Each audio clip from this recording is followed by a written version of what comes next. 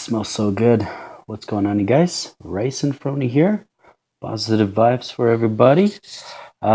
Today we have got some white rice, some spinach, pork chops, and sauteed peppers with mushrooms. I hope everybody's enjoying your guys' Thursday. Today is Thursday.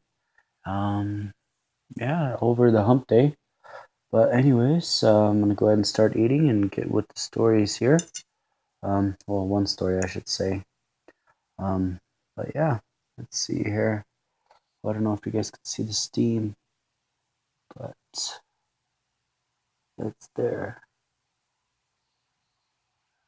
Maybe not.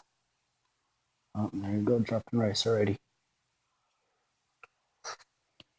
I love rice. Anyways, I think I left you guys off with yesterday with how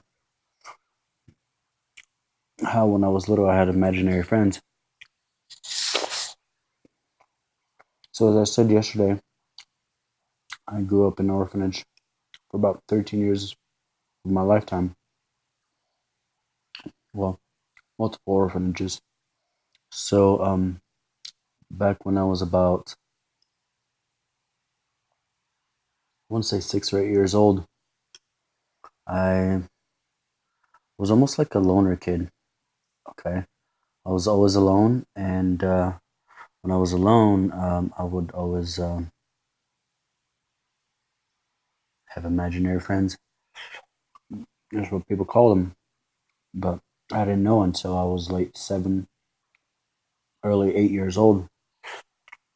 So the first time I was notified that I was talking into the thin air was when I was about between the age 6 and 7. Um, so in the orphanage, how our schedule was, we'll wake up 6 o'clock in the morning. Everybody gets ready, gets go to school. Okay, so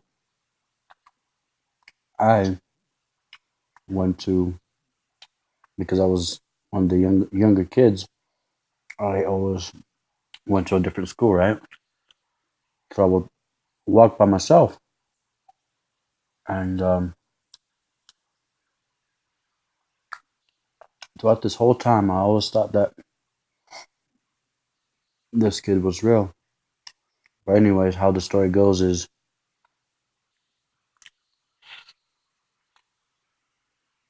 when I was about 6 or 7 years old, after school, I didn't want to go back to the orphanage. Not because it was a bad place, but because, it was boring, I guess. What you do is go back to the orphanage, do your homework. Maybe after you do your homework, you have maybe an hour or two before you have to come back in for dinner.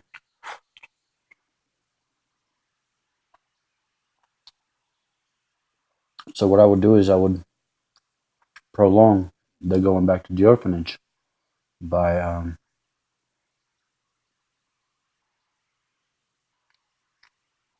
going into this empty house. And every time I went into this empty house, I would sit there all by myself and just enjoy myself. I don't know. I was lonely, right? So I like being alone. So one time I was in this house. I was doing my homework by myself. And all of a sudden, I remember this abandoned house had no front door. I could see a shadow coming in, like a person shadow. And so I look up, surprised to see somebody coming in. And in came a boy holding a soccer ball.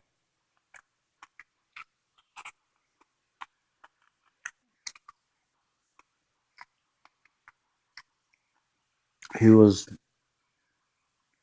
about my age, I would say. And he came in and he said, "Hey, you want to play some soccer?"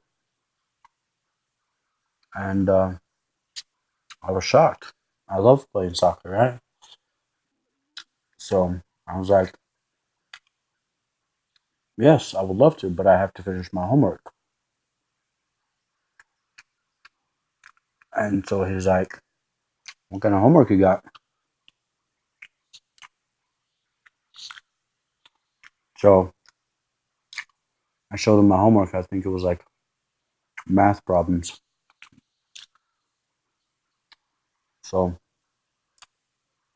he sat down next to me and we ended up talking about where he was from and what he liked to do.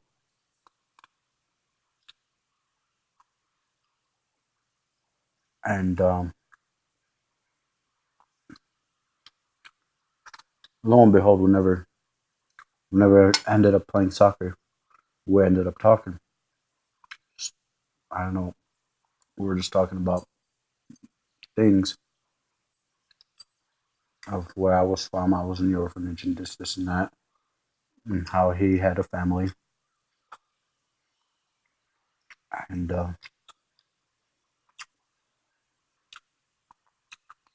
anyways, I got to be getting really dark. So we spent about 2 3 hours just talking, right?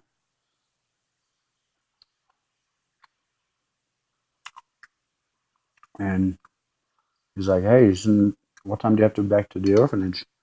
I was like, "I don't know, but it's getting late. I better get going." And so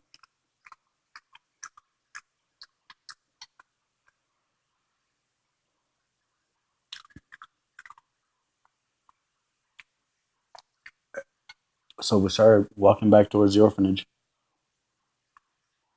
By the way, this is really good pork chop. I like them when they're really thin like that.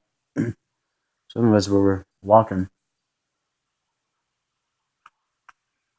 and we kept talking.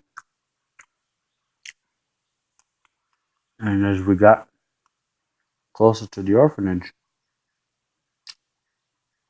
I noticed my orphan group, part of the kids, the part of the orphan group, they were like, Frony, you're back.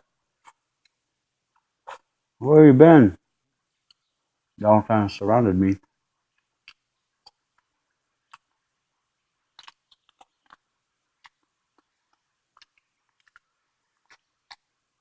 And I remember this kid never said goodbye. So before all these kids could run up to me and greet me, I guess, I looked back to see if my friend I just made was still there with me so I can introduce him to my orphan brothers and sisters. And I remember seeing them.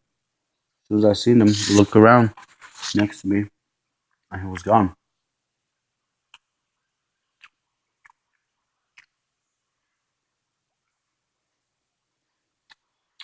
And so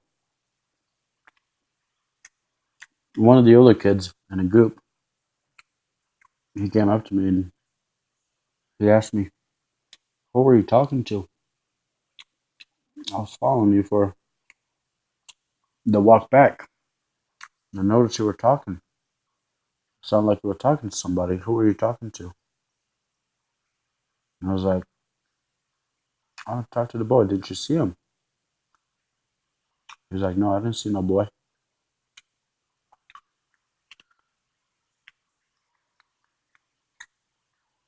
And I thought that was weird. I was like, "Yeah, right. He probably just ran away or something." And I remember this kid that came up to me and asked me this. His name was Buyan. It was like one of the older kids. He was one of the older kids that had a BMX bicycle and let me ride his bicycle once in a while because all I wanted to get was a bicycle for Christmas, right? Well, lo and behold, I never got one. But Buyan always let me ride his bike, and he always kind of like looked out for me basically as an older brother.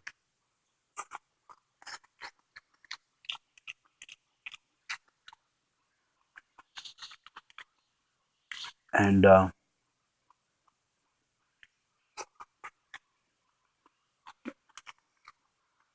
he asked me, "Are you sure you were talking to somebody?" I was like, "Yeah, it was that boy." I didn't know his name, but me and that boy spent about a good couple hours in that abandoned house just talking about how he loved his parents, how he liked soccer, and all that other stuff while I was doing my homework. And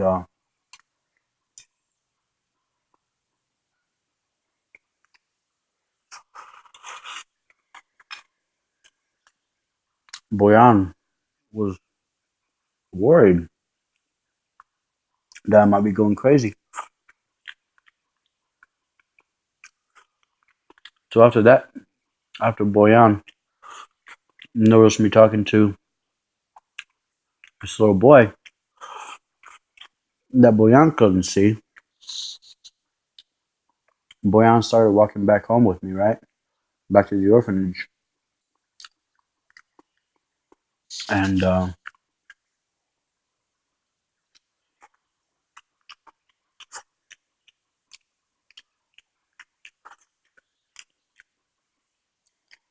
and behold, I remember where his boy told me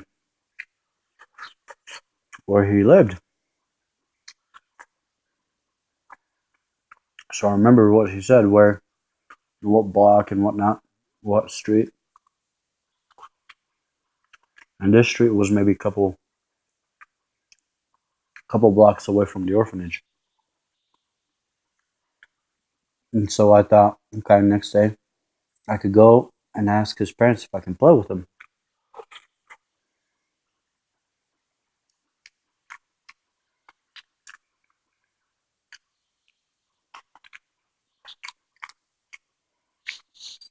So I went to his family's house. It's not a house, it's like a tall building.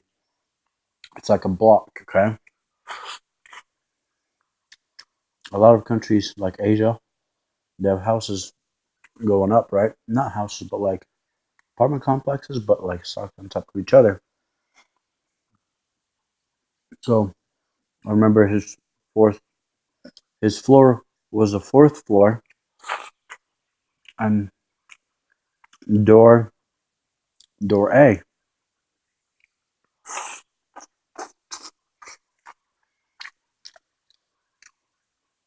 So get this. This is the day after I talked to his boy.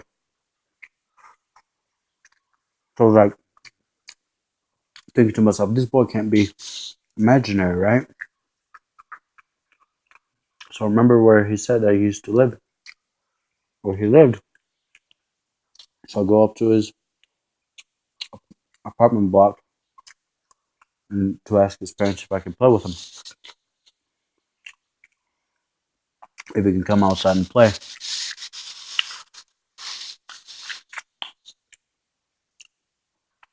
So I knock on the door and I hear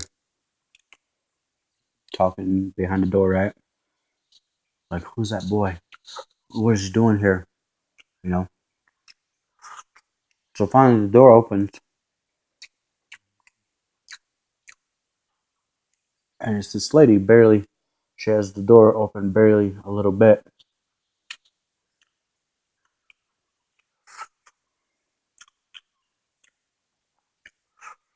Very a little bit where she can see, like you know how you open the door and like you can see who it is a little bit. She's like, "Aren't you from the orphanage?" I was like, "Yeah." And then she's like, "What are you doing here?" I was like, "I was wondering if I can play with Ivan." That was his boy's name, right? My dog is growling. But as I said, I was wondering if I could play with Ivan.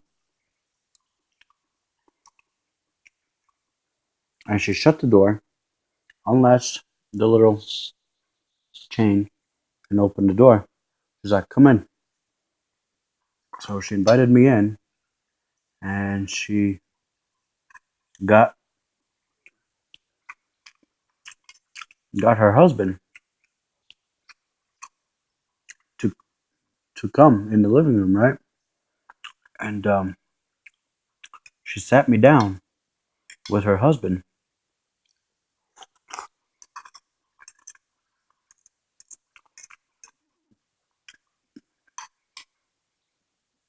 to basically tell me that her boy died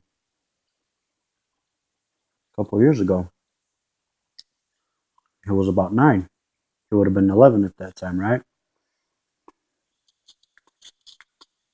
And she basically told me, her and her husband told me that I've seen their dead son, his spirit. And I was like, that's not right. That can't be true.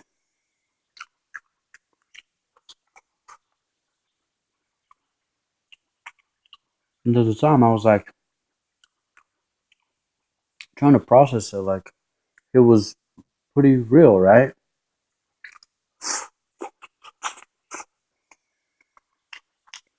And I looked at the mom, and I was like, no, he was really there. He's not dead. And she was like, she started crying. And she gave me a big hug. She like brought me into her and gave me a big hug. She started crying, right? And her husband started crying as well, and he walked away.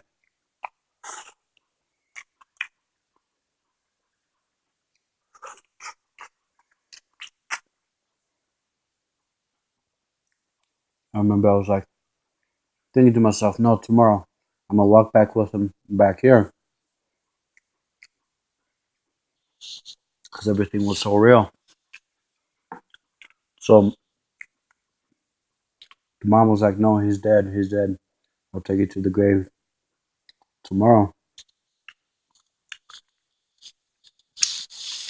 And I was like, then everything started sinking in. Like, wow, this boy that I just talked to might have been a ghost. He might have been dead for real. So I was like, okay, I'd like to go to the grave tomorrow to see his grave. So basically, she said, okay, we'll do that tomorrow. And then she started explaining to me how he died and when he died and what happened. So basically, was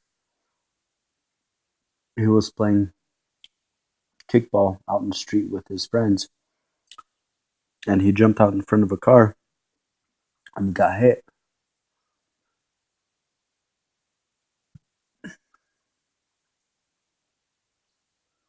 And that's when I remember he had a soccer ball. He wanted to play soccer with me.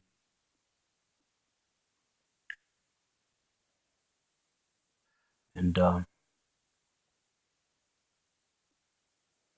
after that, next day comes along after school. I hurry on over to her house so she can take me to his graveyard. And lo and behold,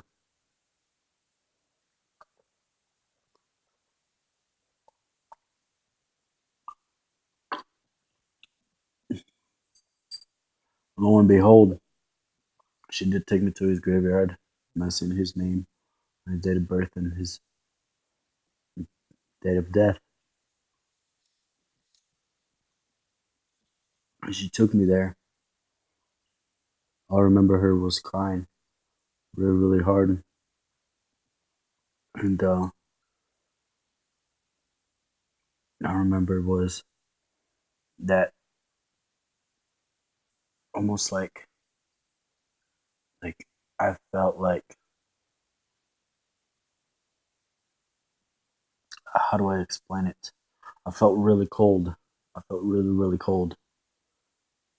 And when I felt cold, and I looked at her, at his mom, looked at her in the face. As I looked at her in the face, I could hear the voice of the boy, Ivan, telling me to tell his mom, tell her I love her, I miss her, and I'm sorry. And then tell her I'm sorry, I'm sorry, I'm sorry, I'm sorry. And then the more and more said that, I'm sorry, I'm sorry, I'm sorry, I could hear the sadness in his voice. And I said, the mom, it's okay, don't worry, he loves you. And he said, he wants you to know that he's sorry and he loves you and he misses you a lot. And she's like, how do you know? And I thought to myself, she would think I'm crazy. And I was like, just believe me, he's here and I've seen him before. If I've seen him before, he has a way of communicating with me. And she just broke down in tears, got on her knees, and started saying a prayer. And I let her do her prayer, and I just sat there. And it just, everything just felt so peaceful. Um, After that, I think she was really happy to hear that. And later that day, I went back to the orphanage. I went back to Buyan, to the boy that let me ride his bicycle at the orphanage. He seen me talking to myself, but I don't know. I was talking to this boy Ivan,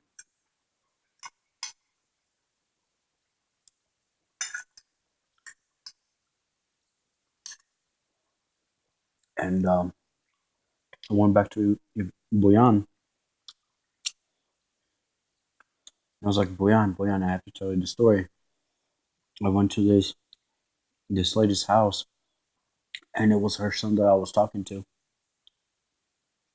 and he looked at me like he was scared of me,